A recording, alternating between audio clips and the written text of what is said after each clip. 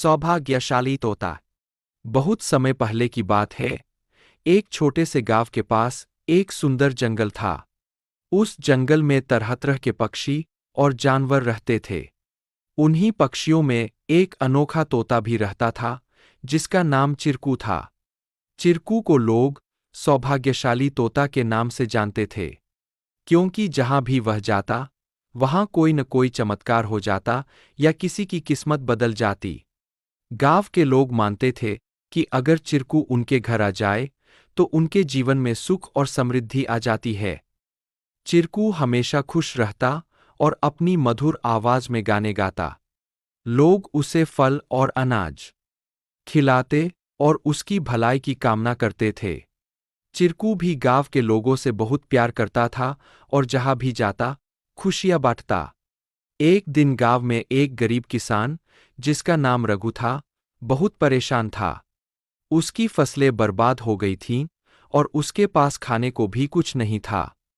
वह दिन-रात मेहनत करता, लेकिन किस्मत उसका साथ नहीं दे रही थी। एक दिन रघु ने गांव के लोगों से चिरकू के बारे में सुना और सोचा कि शायद यह सौभाग्यशाली तोता उसकी भी मदद कर सकता है।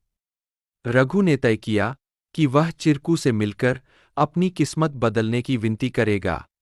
अगले दिन वह जंगल की ओर चल पड़ा और चिरकू को खोजने लगा। बहुत ढूंढने के बाद उसे चिरकू एक पेड़ की डाल पर बैठे हुए मिला। रघु ने बड़े ही आदर के साथ कहा। चिरकू ने रघु की बातें ध्यान से सुनी और उसकी आंखों में दया उमड़ आई। चिरकू ने अपनी चोंच में एक छोटी सी चमकती हुई पत्ती उठाई और रघु को देते हुए कहा, यह जादुई पत्ती है।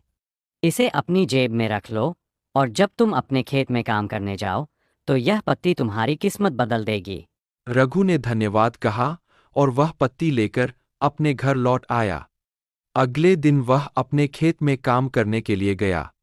जैसे ही उसने खेत में जुताई शुरू की, अचानक से बारिश होने लगी। उसकी सूखी जमीन हरी भरी हो गई और थोड़े ही समय में उसकी फसलें लहलहा उठीं। रघु की मेहनत सफल हुई और उसकी किस्मत सच में बदल गई। अब रघु के पास भरपूर अनाज था और वह फिर से खुशहाल जीवन जीने लगा। उसने गांव के लोगों को चिरकू की बुद्धिमानी और उसके द्वारा दी गई जादुई पत्ती के बारे में बताया।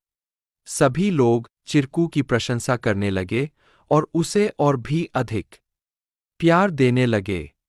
लेकिन चिरकू ने रघु को एक बात कही थी। याद रखना, यह पत्ती सिर्फ तुम्हारी मेहनत का साथ देगी। अगर तुम मेहनत करना छोड़ दोगे तो यह भी अपना जादू खो देगी। रघु ने चिरकू की बात समझ ली और कड़ी मेहनत जारी रखी। धीरे धीरे उसकी स्थिति पहले से बहुत बेहतर हो गई। वह गांव के सबसे सफल किसानों में से एक बन गया, लेकिन उसने कभी यह नहीं भूला कि उसकी सफलता में चिरकू और उसकी मेहनत का कितना बड़ा हाथ था।